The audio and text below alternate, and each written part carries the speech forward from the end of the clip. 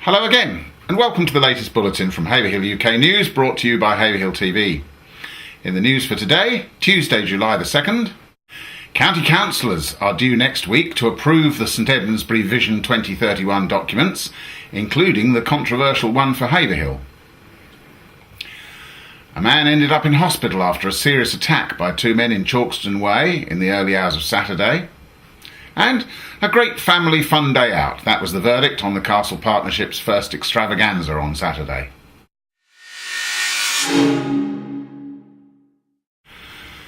Suffolk County Council's Cabinet meets next week to give its response to St Edmundsbury's Vision 2031 documents, including the one for Haverhill. A report to the Council recommends, in general, that it approves the documents as being sound, one of the tests which a government planning inspector will eventually put them to. However, the county is asking for greater clarity on the issue of Haverhill's Northern Relief Road. This is the road which would link the Meadowlands roundabout with the A143 near the Fox, formerly the Rising Sun, at Little Ratting.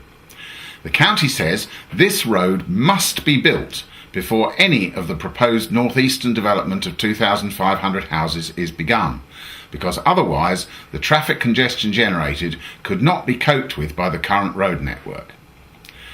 At present, that road is seen as a distributor for the northwestern development of 1,150 houses to be built as and when funds from developers of those sites come forward. A northeastern relief road, included in the first stages of the plans, was thrown out then because it would have cut across the golf course.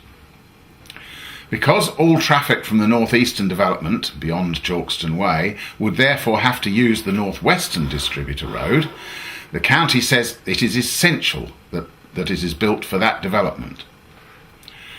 Other than that, the county feels all the traffic pressures in Haverhill can be mitigated by planning conditions and obligations. It mentions the inclusion in the plan of a hope for a faster bus service to Cambridge and Stansted, which it also approves, and it suggests several additional extra paragraphs of text about resolving traffic problems in Bury St Edmunds, which it says the Bury Vision 2031 document will not resolve. The report also suggests County Council input into aspirations for the development of Bury and Haverhill town centres. Later on in its agenda, the Council's Cabinet will consider a contribution of £1 million over 25 years towards the Cambridge to Huntingdon A14 project. Haverhill Police have confirmed a man was attacked by two men near the Snooker and Bowl Club in Chalkstone Way early on Saturday morning. They're appealing for witnesses after the man, from Haverhill and in his 20s, ended up in Addenbrooke's Hospital after the attack. Officers were called to Chalkstone Way just before 3:10 a.m, and the man was found at the scene semi-conscious and with head injuries. A car, possibly a dark-coloured Fiat Punto, was seen driving away from the area. An investigation has begun to ascertain exactly what took place, although police say it is believed the man was assaulted by two men. He remained in hospital overnight, but his injuries were not thought to be serious. Police are appealing for anyone with information to contact them on 101 or on Crime Stoppers on 0800 555 111. Haverhill resident Jill Payne scooped a prize of £100 to spend with a local business during the Best of Haverhill's Buy Local campaign recently. Jill, an auditor at HMP High Point, pledged her support to the Buy Local campaign by leaving a review for a local business and was entered into the National Daily Prize draw to win £100 to spend with a Best of Business member. Jill's winning recommendation was for quick service shoe repairs in Queen Street. The prize of £100 has to be spent with a Best of Haverhill business member, and Jill has decided on Tony Strowger Jewellers in the High Street. And now for some more of your own comments in our regular feature, Sound Off.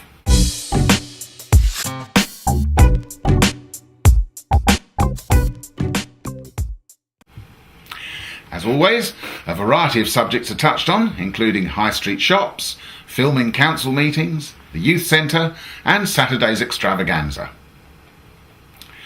The Wanderer writes, first the Echo shuts up shop, now it appears the Cambridge Haverhill News is also vacating its premises in Queen Street. This may not be of major importance, but it will be another shop unit to fill. And JXB adds, that's okay, perfect for yet another takeaway, as we surely do not have enough already. Or for Deja Vu to extend into, if I remember rightly, they're next door.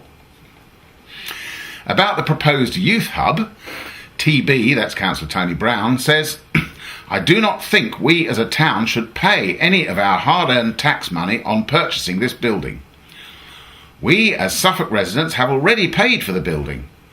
This will save the County Council money over the long term by its social value to the community. To try to extract a financial payback from a hard-pressed town council budget is wrong on all levels. The 3 county councillors in Haverhill fully support the town council in the bid to procure the building, but I do not personally think we should pay twice. Enough is enough. It should be gifted or leased to us for a peppercorn rent. Hal Revy is keen for town council meetings to be filmed. He says, we should all take the advice of local government minister Brandon Lewis, who said councils need to get with the fact that the public should be able to report, tweet and film public meetings. When we turn up at the council meeting, it will be best to take the guidance of the Secretary of State for Communities and Local Government, Eric Pickles MP, and ask the council officer, where are the PowerPoints and what is the best location to film from? And Inspector Peter Ferry agrees. He says he would speak to Tim Marks when he comes back to work to see about permission to film and broadcast SNT meetings in future. He says, I think broadcasting public meetings like this is a great idea and must help democracy in the long run.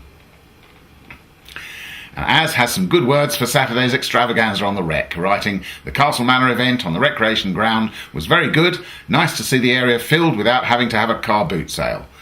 The music finished the event perfectly, some very talented youth in the town. We should showcase these people in the town more often.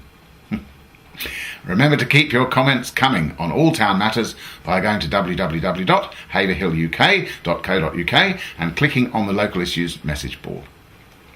And finally, crowds came along for this day of fun in the sun at the Castle Partnership Community Extravaganza on a blisteringly hot day on Saturday. The event, the first of its kind, was organised by Castle Manor Academy teacher Becky Baldwin and was seen as a huge success by the crowds that came along to enjoy the atmosphere.